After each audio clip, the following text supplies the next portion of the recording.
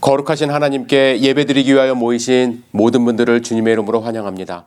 이 시간 다 함께 마음을 모아서 거룩하신 주님께 예배드리도록 하겠습니다. 묵도하시겠습니다. 아버지께 참되게 예배하는 자들은 영과 진리로 예배할 때가 오나니 곧 이때라. 아버지께서는 자기에게 이렇게 예배하는 자들을 찾으시느니라. 하나님은 영이시니 예배하는 자가 영과 진리로 예배할지니라. 사랑과 은혜가 충만하신 아버지 하나님, 거룩한 주일 귀한 하나님의 백성들이 모여 주님께 예배드리는 이 한 시간의 예배를 기쁘게 받아주시옵소서.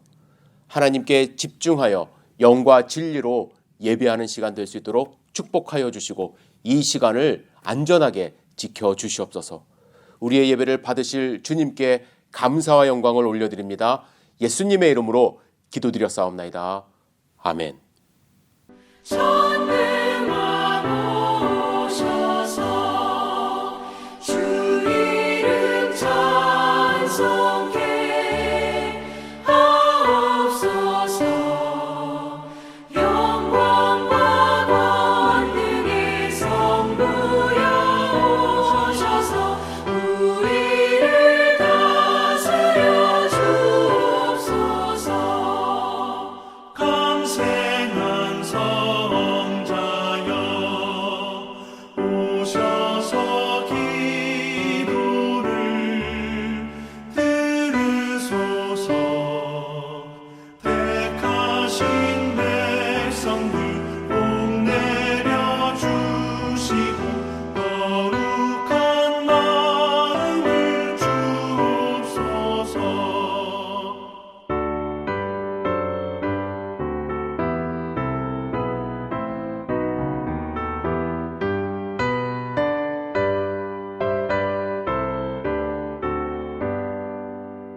위로의 주 성령 오셔서 큰 증거 주옵소서. 전능한 주시여 각 사람 맘에서 떠나지 마시고 계십소서. 성살 위 일체께 한없는 찬송을 드립니다. 존귀한 주님을 영광 중배하고 영원히 모시게 하옵소서.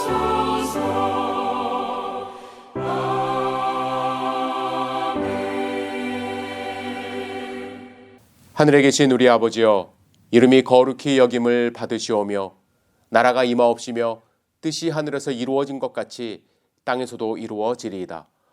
오늘날 우리에게 일용할 양식을 주옵시고 우리가 우리에게 죄 지은 자를 사하여 준 것 같이 우리의 죄를 사하여 주옵시고 우리를 시험에 들게 하지 마옵시며 다만 악에서 구하옵소서. 대개 나라와 권세와 영광이 아버지께 영원히 있사옵나이다. 아멘.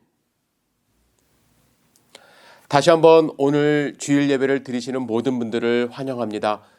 하나님의 사랑과 또 축복 그리고 안전하게 돌보심이 여러분들의 삶 가운데 함께하기를 간절히 기도합니다. 몇 가지 교회 소식 알려드리도록 하겠습니다. 먼저 동영상 강의에 대한 설명을 좀 드렸으면 좋겠습니다. 지난주까지 신약 이야기 요한계시록 설명으로 신약 이야기가 마무리되었습니다. 이번 주부터는 예수님의 난해한 말씀 이라는 주제로 10분에서 15분짜리 동영상을 여러분들에게 보내드리려고 합니다. 마태복음 묵상하시면서 예수님이 하신 말씀들 가운데 우리가 조금 더 이해가 필요하고 또 오해가 될 수 있는 말씀들을 제가 추려서 제가 뽑아서 거기에 대한 해설을 해드리고 이러한 깊은 뜻이 있었구나, 이렇게도 이해할 수 있구나 라는 생각을 여러분께 드리기 위한 동영상을 제작하려고 합니다. 여러분들 기도해 주시길 바랍니다. 우리가 재미있게 또 흥미를 가지고 하나님의 말씀에 접근할 수 있도록 여러분들 동영상 제작 잘 할 수 있도록 기도해 주시기를 부탁을 드리고요. 또 한 가지, 이번 주부터 최선의 삶 성경 공부를 동영상 강의로 시작을 합니다. 여러분들 다시 한번 마음의 다짐을 좀 해주시길 부탁을 드립니다. 이 동영상을 시작하시는 분들은 12과 과정이 끝나는 그 순간까지 함께 훈련 받으시고 말씀 외우시고 또 말씀 함께 묵상하신다는 마음을 가지시고 동영상을 시작해 주시길 바랍니다. 이 동영상은 조금 길 수 있습니다. 30분에서 1시간 사이 정도 강의가 될 것 같은데요. 물론 강의가 일방적으로 제가 전달하는 방식일 수 있지만 여러분들 마음문을 열어주시고 제가 보내드리는 유인물을 함께 공부하시면서 하나님의 말씀에 좀 깊이 들어가는 그러한 시간이 되었으면 좋겠습니다. 코로나 시대에 우리가 함께 모여서 성경 읽을 수 없고 또 교제할 수 없는 이 안타까운 마음을 동영상으로 좀 대체하기가 어렵지만 그래도 여러분 시간을 내셔서 하루에 10분, 20분 하나님의 말씀을 묵상하시기를 부탁을 드립니다. 매주 말씀을 드리지만 저희 교회는 그래도 다행히 대면 예배가 진행이 되고 있습니다. 혹시 대면 예배 오실 때는 마스크 꼭 착용하시고 예배 참석해 주시기를 부탁을 드리고 토요 새벽 예배도 가능합니다. 여러분들 6시에 진행이 되는 토요 새벽 예배 오셔서 함께 기도하는 귀한 성도님 되시기를 주님의 이름으로 축복합니다. 또 한 가지 여러분들 계속해서 기도해 주셔야 될 것이 EM 사역자를 위해서 기도해 주시길 바랍니다. 제가 몇 명 컨택해보고 또 연락을 취해보지만 사실 이 상황 속에서 EM 사역자를 청빙하는 것이 쉽지 않음을 고백합니다. 여러분들의 기도가 필요합니다. 함께 기도해 주시기를 부탁을 드립니다. 이 시간 우리 하나님께 찬양 올려드리는 시간을 좀 가졌으면 좋겠습니다.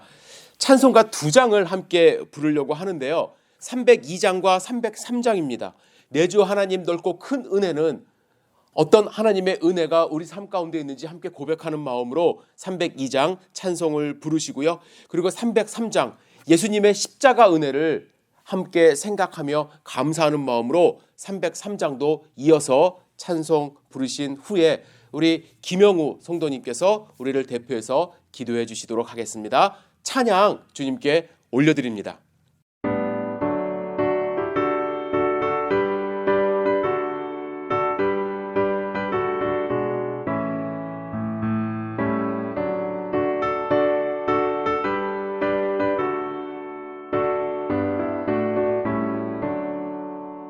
내 주 하나님 넓고 큰 은혜는 저 큰 바다보다 깊다. 너도 다주를 끌러 깊은 데로 저 한가운데 가보라.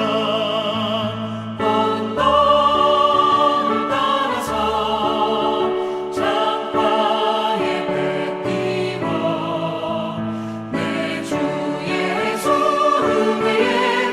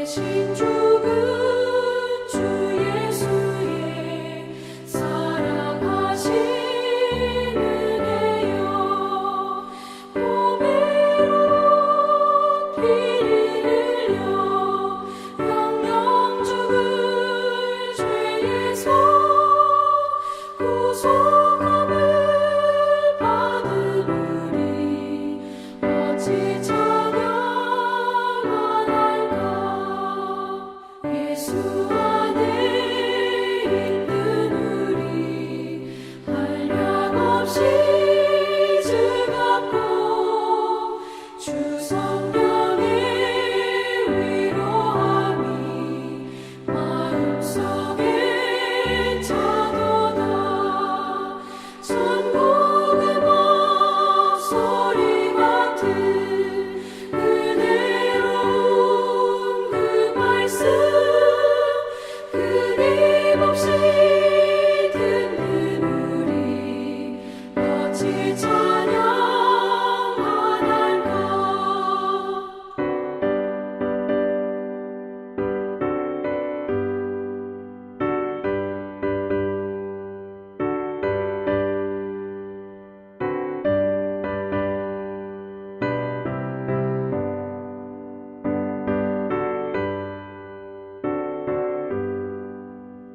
이 세상의 모진 풍파 쉬지 않고 불어도 주님 안에 보호받는 우리 마음 편하다. 늦게 일어서 기도하고 저 천국을 바라며 주님만을 기다리니 어찌 찬양 안 할까. 다 같이 기도하시겠습니다. 살아계셔서 오늘도 역사하시는 하나님 아버지, 귀한 주일을 허락하여 주셔서 이렇게 예배할 수 있음에 감사드립니다. 세상에서 무엇보다도 소중한 십자가의 은혜를 깨닫게 하여 주시고 영원한 참된 소망을 바라보며 살게 하시니 감사와 찬송을 올려드립니다. 지난 한 주간을 돌아봅니다. 바쁜 일상 속에서 부활하신 주님이 우리 곁에 늘 계시다는 사실을 순간순간 잊고 삽니다. 세상의 가치와 기준에 보다 귀 기울여 살았던 순간이 있었음을 고백합니다. 저희의 약하고 부족함을 주님의 사랑으로 덮어주시고 저희 삶 속에서 주님께서 주시는 말씀에 귀 기울여 말하고 행동하며 하루하루를 살아갈 수 있도록 저희를 인도하여 주시옵소서. 오늘도 여전히 계속되는 코로나19 바이러스로 인해 고통을 겪는 사람들이 늘어나고 있습니다. 다시 한번 인간이 얼마나 연약한 존재인지를 깨닫게 됩니다. 열린교회 성도들 각 가정마다 하나님의 크신 은혜와 평강이 함께하길 기도합니다. 모든 성도들이 우리를 향한 하나님의 사랑을 확신하며 그 어떤 어려움에도 담대함을 잃지 않게 하시고 저희를 향한 그리스도의 사랑 안에 거하게 하옵소서. 성도님들을 건강하게 붙들어 주셔서 한 사람도 코로나 바이러스로 인해 어려움을 당하지 않도록 지켜주시옵소서. 특별히 저희 연로하신 성도님들과 자녀들을 붙들어 주시고 육체적으로 연약한 모든 성도님들에게 하나님의 치유와 위로를 경험하게 하시어 이 어려운 시기를 능히 이겨내게 하시옵소서. 저희 교회 자녀들을 위하여 기도합니다. 정상적으로 학교를 가지 못하는 이 시간이 도리어 하나님을 경외하는 것을 가정에서 배우며 말씀과 기도로 양육되는 시간이 되게 하시옵소서. 주님이 주시는 사랑과 말씀, 훈계로 부모들이 양육할 수 있도록 먼저 부모들이 하나님의 사랑 안에서 은혜 받고 성숙하여 지게 하시옵소서. 성령으로 충만하게 하셔서 성령의 능력과 열매들이 각 가정에 풍성하도록 하시옵소서. 코로나 바이러스로 인해 경제적으로 어려움을 겪는 성도들을 도와주시고 어려움을 해결하여 주시옵소서. 광야에서 구름 기둥과 불 기둥으로 이스라엘 백성을 인도하고 돌보셨던 하나님께서 모든 성도들의 일상의 필요를 채워주시고 이 어려운 때를 서로 돌보아 사랑과 선행으로 격려하며 함께 이겨낼 수 있도록 하시옵소서. 지금은 잠시 떨어져 있지만 우리 모두가 다시 만나 하나님을 온전히 예배할 그날을 기대합니다. 하루빨리 예배의 회복이 이루어지고 교회의 모든 기능과 사역들이 온전히 회복되기를 간절히 기도합니다. 그때 이 어려움의 시간을 주님의 말씀과 함께 참으로 잘 견뎌내어 각자의 삶에 주신 하나님의 은혜를 간증하며 모든 영광을 하나님께 올려드릴 그날을 손꼽아 기다립니다. 그때까지 각자의 삶의 자리에서 주님과 함께 믿음으로 승리하는 모든 열린교회 성도들이 되도록 하시옵소서. 주님, 이 안타까운 상황에서 저희를 구원하여 주시옵소서. 어려운 가운데 매 주일마다 아름다운 찬양으로 영광드리는 찬양팀과 예배를 준비한 곳곳에 수고한 손길들이 있습니다. 주님의 사랑과 은혜가 함께 있도록 하여 주시고 준비한 이 예배를 주님께서 기뻐 받아 주시옵소서. 오늘 말씀을 전하시는 목사님도 오직 주님께서 주시는 진리의 말씀을 선포할 수 있도록 동행하여 주시옵고 그 말씀을 통해 한 주간을 살아갈 때 그 말씀이 능력이 되고 도전이 되게 하시옵소서. 감사와 찬양을 드립니다. 이 모든 말씀 우리의 피난처 되시며 위로와 소망 되시는 예수 그리스도의 이름으로 기도합니다. 아멘.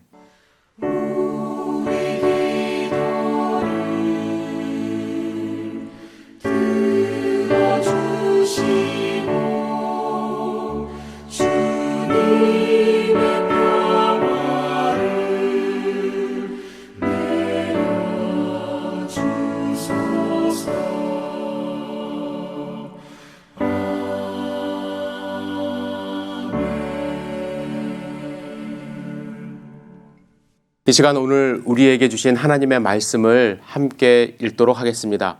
오늘 우리가 나눌 말씀은 베드로전서 2장 13절에서 25절까지의 말씀인데요. 그러나 좀 길어서 13절에서 17절까지의 말씀만 함께 읽도록 하겠습니다. 13절부터 같이 읽습니다. 인간의 모든 제도를 주를 위하여 순종하되 혹은 위에 있는 왕이나 혹은 그가 악행하는 자를 징벌하고 선행하는 자를 포상하기 위하여 보낸 총독에게 하라. 곧 선행으로 어리석은 사람들의 무식한 말을 막으시는 것이라. 너희는 자유가 있으나 그 자유로 악을 가리는 데 쓰지 말고 오직 하나님의 종과 같이 하라. 뭇 사람을 공경하며 형제를 사랑하며 하나님을 두려워하며 왕을 존대하라. 아멘. 오늘 주신 말씀을 생각하며 잠시 기도하도록 하겠습니다. 전능하신 주님, 주님께서 주시는 말씀을 우리 마음 가운데 새기는 시간 될 수 있도록 축복하여 주시옵소서. 함께 들으시는 모든 분들 하나님의 음성으로 마음 가운데 새길 수 있도록 인도하여 주시고 그 말씀이 삶을 변화시킬 수 있도록 축복하여 주시옵소서. 사람의 말과 생각은 십자가로 가려주시고 오직 주님의 음성만을 듣는 귀한 시간 될 수 있도록 이 시간을 보호하여 주시고 인도하여 주시옵소서. 주님 함께 하심을 믿습니다. 예수님의 이름으로 기도드렸사옵나이다. 아멘. 오늘은 말씀 시작하기 전에 짧은 영상 한 가지를 보고 말씀을 시작하도록 하겠습니다.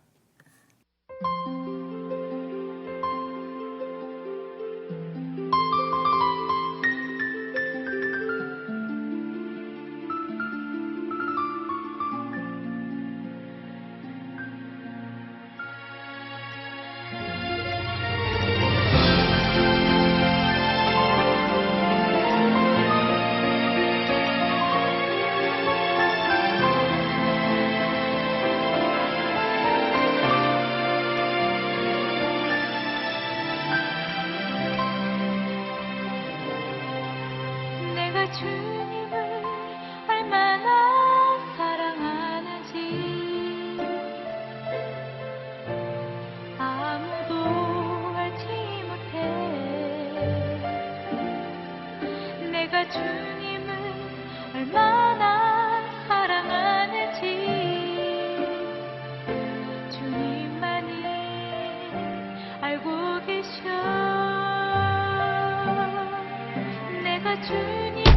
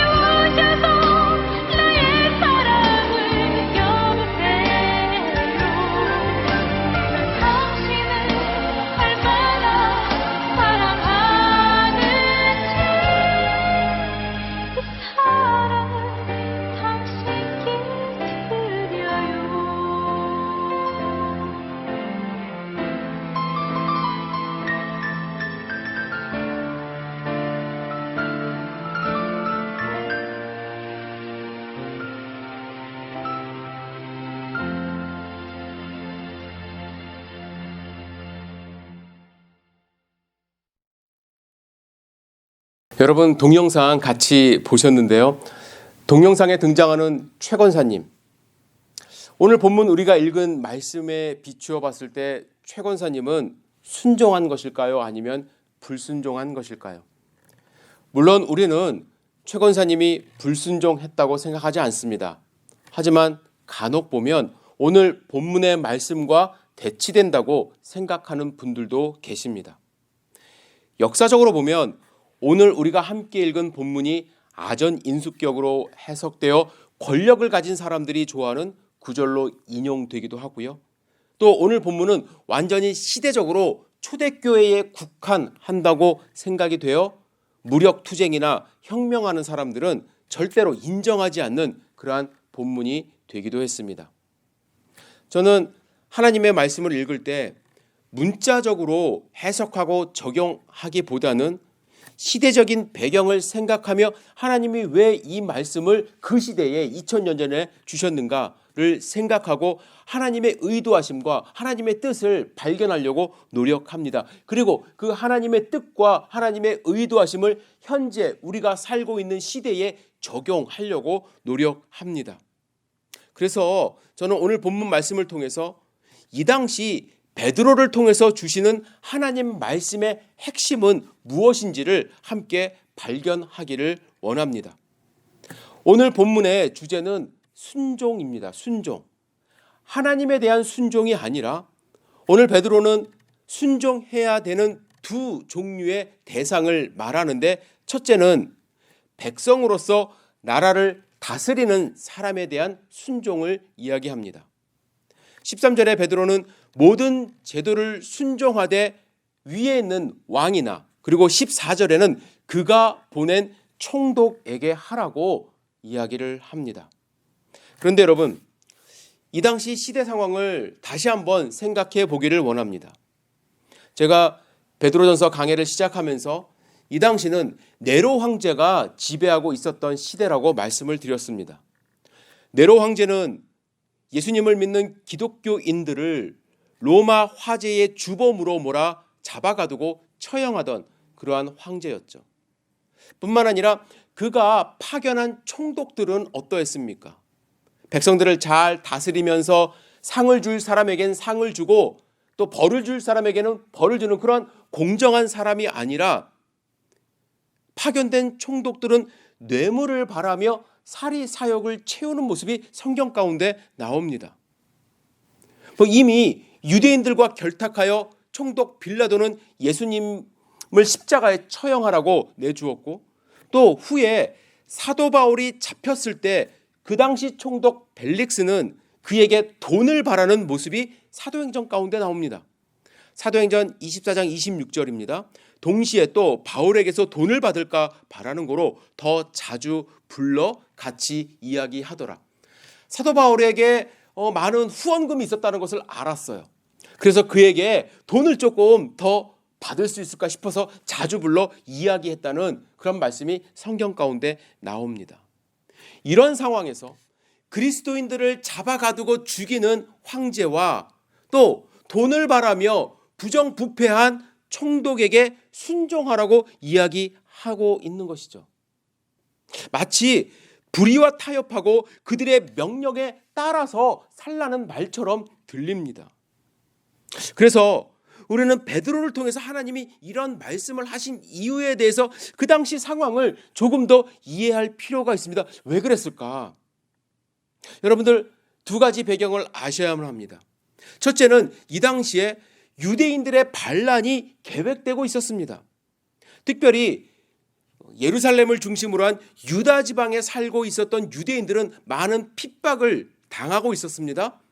황제 숭배 사상이 더 고조되었고 황제에게 숭배하라는 그런 압박이 있었고 또 다신 문화를 로마가 갖고 들어왔기 때문에 상당히 불편해했습니다. 뿐만 아니라 로마 황제가 대제사장을 지명하는 일이 생기자 불만이 극도에 달했습니다. 결국에 열심당원들, 진롯당이라고 그러죠.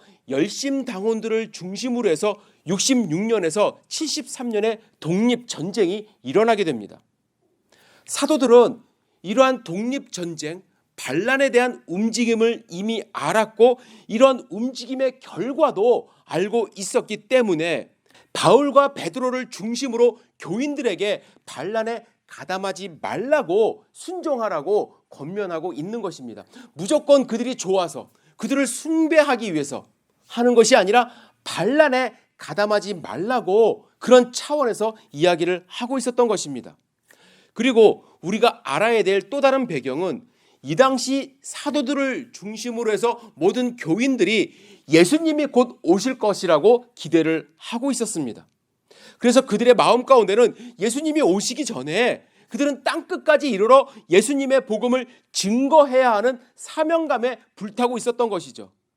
바울이 스페인에 가고 싶었던 이유도 그 당시에 스페인이 땅끝이라고 생각을 해서 그런 것입니다. 그런데 만일 교회가 유대인의 반란에 가담하기 시작하면 이 복음 전파에 전혀 도움되지 않는다고 생각한 것이죠. 제가 로마서 13장 말씀을 나눌 때에 김세훈 박사님의 말을 인용한 적이 있는데 다시 한번 말씀드리겠습니다. 김세훈 박사님은 그런 바울에게는 로마 제국의 정치, 군사적 안정과 비교적 공정한 로마법과 행정체계가 자기의 세계 선교를 위한 전제 조건이었다 이렇게 이야기를 합니다. 사도들은 차라리 지금 로마가 행정을 하고 있고 또 군사적으로 안정화된 이러한 세계 속에서 복음을 증거하는 것이 훨씬 더 효과적이라고 생각을 한 것입니다. 하지만 베드로는 무조건 순종을 말하지는 않습니다. 베드로가 말하는 순종에는 조건이 분명히 있어요. 그 조건은 주님을 위하여입니다. 우리가 순종을 하되 왕을 위하여 순종을 하는 것이 아니라 주님을 위하여 한다는 것이에요. 여기서 주님을 위한다는 말이 추상적이긴 하지만 저는 주님을 위한다는 것은 최소한 주님의 이름을 망령되이 일컫게 하지 않는 것, 주님의 이름에 먹칠하지 않는 것, 그 수준에서 우리는 순종을 해야 된다는 것이에요. 예를 들면 국가대표 선수가 올림픽에 출전하여 금메달을 따는 것도 나라를 위한 일이지만 최소한 반칙하지 않고 정정당당하게 최선을 다하는 모습도 나라를 위하는 일이라고 생각합니다.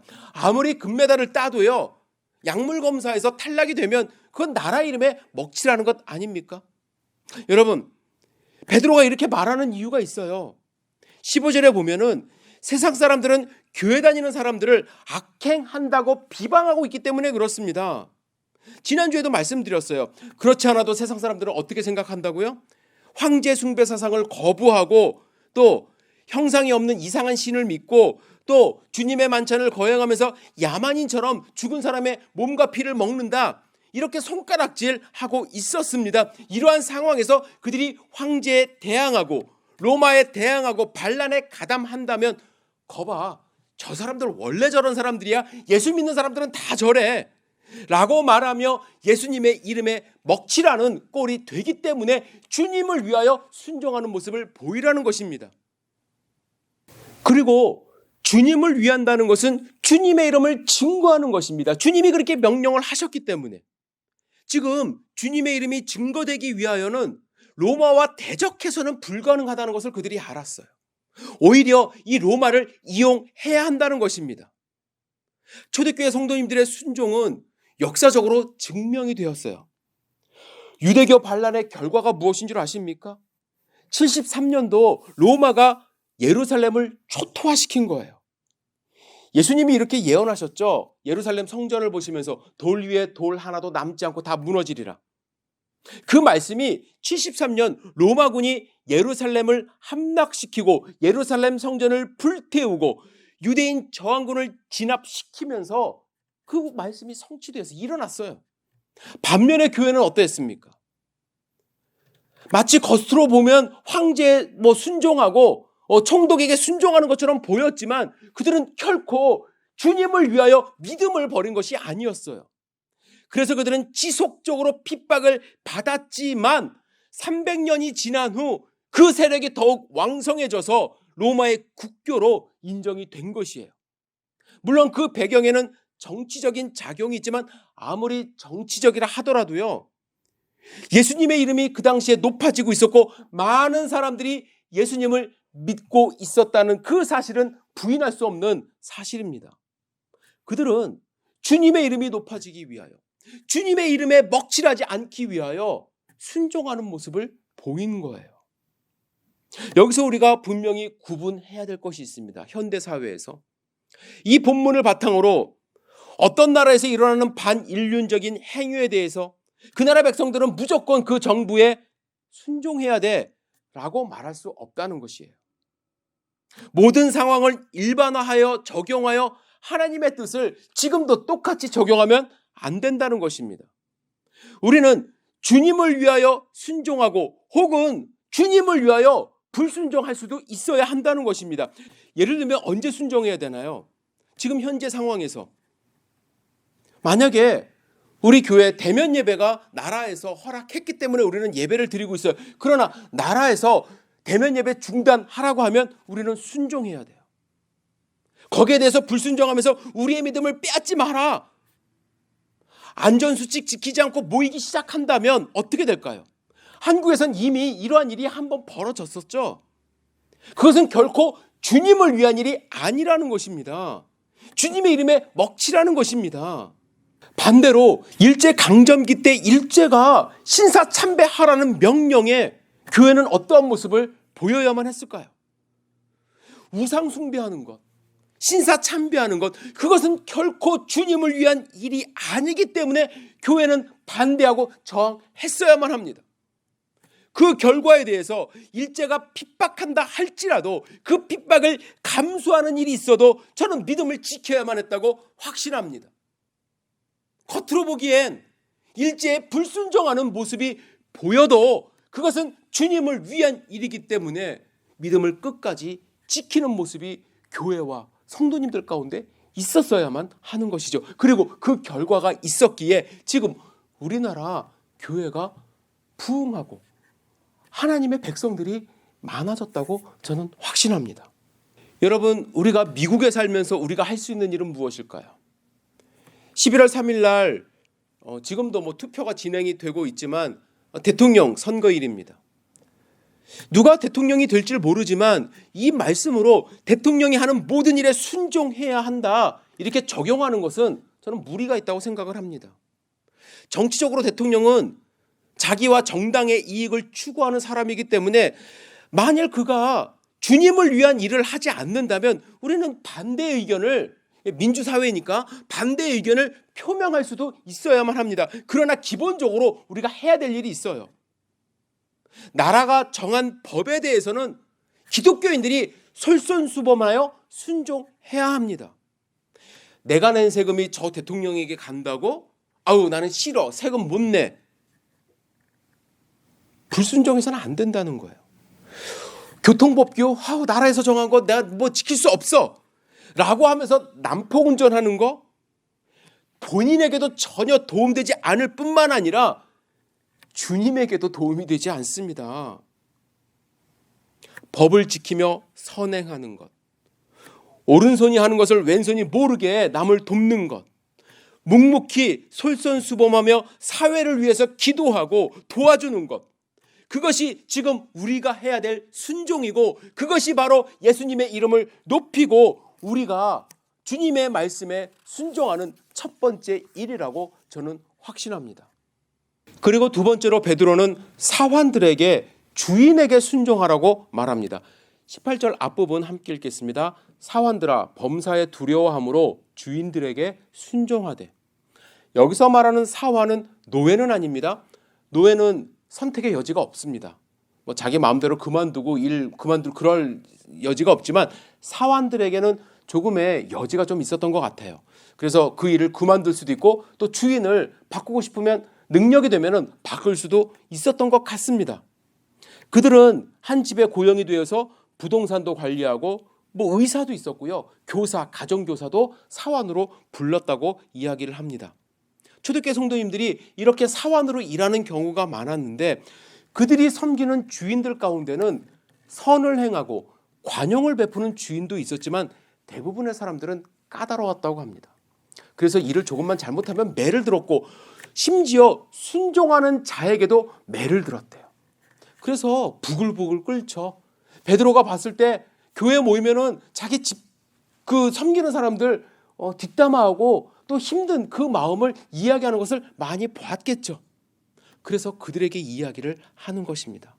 만일 우리가 잘못해서 매를 맞으면 당연한 거라고 생각하지만 순종하는데도 매를 맞은다면, 그리고 하나님을 생각함으로 참는다면 아름답다, 이렇게 이야기를 합니다.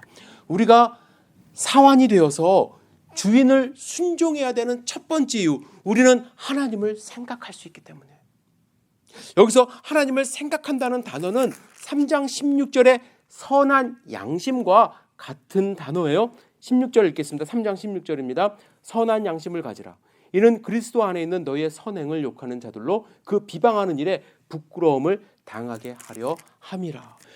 베드로는 우리에게 있는 선한 양심은 바로 하나님을 생각하는 마음이라고 말합니다.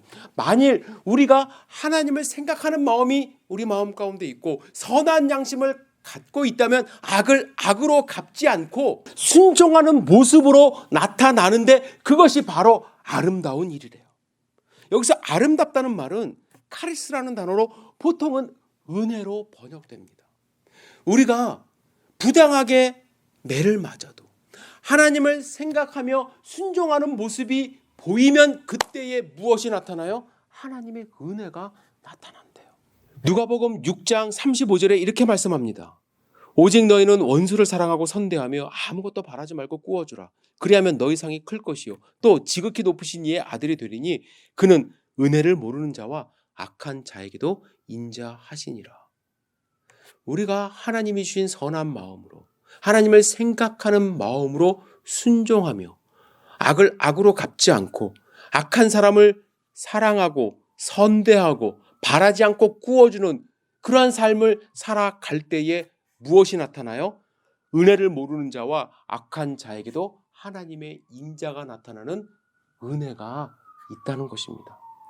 베드로가 우리에게 순종을 행하라고 말하는 이유는 여러분들과 저의 마음 가운데 하나님을 향한 마음, 또 선한 양심이 있기 때문에 순종하라고 이야기를 하는 것이죠. 그리고 베드로가 주인에게 순종해야 한다고 말하는 두 번째 이유는 우리가 이를 위하여 부르심을 받았기 때문에. 이 때문에 예수님의 부르심을 받아서 우리는 순종해야 된다고 이야기를 합니다. 베드로는 예수님의 제자였죠. 그런데 베드로가 예수님의 제자로 부르심 받은 이유를 사실은 처음부터 알지는 못했던 것 같아요. 예수님이 사람을 낚는 어부가 되리라 이 말씀에 끌려서 그는 모든 것을 버려두고 예수님을 쫓았지만 그는 마음 가운데 세상 권력을 잡을 줄 알았던 것 같아요. 그래서 으뜸이 되고자 했고 또 예수님 옆에서 여러 가지 굳은 일도 잘 했습니다. 그런데 예수님이 십자가에 달려 돌아가시자 어떻게 했죠? 그 전부터 예수님을 부인하고 모른다고 부인하고 십자가에 달려 돌아가시자 다락방에 숨어버렸습니다. 예수님이 가신 길은 고난의 길이었고요. 십자가의 길이었습니다. 죽음의 길이었습니다. 베드로는 자기가 그 길을 갈 줄 몰랐어요. 그 길을 위하여 부르심 받은 줄 몰랐습니다. 그러나 부활하신 예수님을 만났어요. 부활하신 예수님을 만났을 때 그는 자기가 가야 되는 길임을 깨닫습니다. 그리고 그 일을 위하여 부르심을 받았다는 것도 알게 됩니다. 베드로는 성도님들에게 힘주어 말합니다. 우리가 부르심을 받은 이유는 예수님이 가신 그 길을 함께 가기 위함입니다. 베드로는 오늘 본문에서 계속해서 말해요. 그리스도도 너희를 위하여 고난을 받으사 너희에게 본을 끼쳐 그 자취를 따라오게 하려 하셨느니라. 우리가 부르심을 받은 이유, 예수님이 가신 그 길을 가게 하셨을 뿐만 아니라 예수님이 너희를 위하여도 고난을 받았는데 왜냐하면 너희에게 본을 끼쳐 그 자취를 따라오게 하려고 하셨다. 여기서 본이라는 단어를 주목해 보시기 바랍니다. 본을 끼쳤다는 것은 단순하게 이그샘플을 보여주셨다라는 의미가 있지만 우리가 그대로 따라할 수 있도록 그 발자취를 남겨주셨다는 의미가 있습니다. 우리는 예수님이 가신 그 길을 그대로 따라가게 하기 위하여 우리를 부르신 거예요. 저는 어릴 때 습자지 종이를 사용해서 글을 따라 연습했던 기억이 있습니다. 여러분들 그 기억 나시나요? 습자지? 처음 글을 배울 때 본이 되는 글 위에 그 얇은 종이를 놓고 따라 적는 연습을 했던 것이죠. 예수님은 당신이 가신 그 길 위에 우리 인생이라는 종이를 놓고 그대로 따라오게 하셨어요. 우리가 원본과 같을 수는 없어요. 예? 인쇄되어 온 원본과 어떻게 똑같이 쓸 수 있겠습니까? 그러나 예수님이 원하신 것은 예수님을 닮은 삶을 살기를 원하신 거예요. 예수님이 가라는 글자를 쓰셨다면 우리 또한 최소한 나는 쓰지 않도록, 이 가자가 조금 삐뚤빼뚤해도 나자를 쓰면 안 되죠. 예수님은 어떤 삶을 사셨나요? 받지 않아도 되는 고통을 받으셨어요. 로마 군인의 무자비한 채찍을 그대로 다 받으셨습니다. 십자가에서 숨을 쉴 수 없는 고통 가운데 돌아가셨습니다. 그 길을 가신 이유, 우리에게도 이 세상을 살면서 때로는 고통스럽고 억울하고 힘든 길을 간다 할지라도 그 길이 하나님이 원하는 길이라고 한다면 예수님을 따라서 갈 수 있도록 하기 위함입니다. 그래서 베드로는 순종하라는 거예요. 여기서 또 오해하시면 안 돼요. 세상이 2000년 전과 많이 달라졌죠. 2000년 전에는 주인을 상전으로 모시며 일하는 것이 일반 상식이었다면 지금은 절대로 맞으면서 일하라는 것 아니에요. 착취를 당해도 참고 감사함으로 일하라는 것 아닙니다. 불법한 일도 순종함으로 그 일에 동참하라고 말씀드리는 것 절대로 아닙니다. 그런 일이 있다면 우리는 하나님의 정의와 공의로 법에 호소할 수 있어야만 합니다. 여전히 세상에는요, 아동들이 많은 노동력을 착취당한대요. 그 숫자가 1억 6,800만 명이라고 해요. 아동 노동력 착취가. 5세에서 11세 어린이 중 11%가 학교를 가는 대신에 노동을 하고 있고 착취를 당하고 있다고 합니다.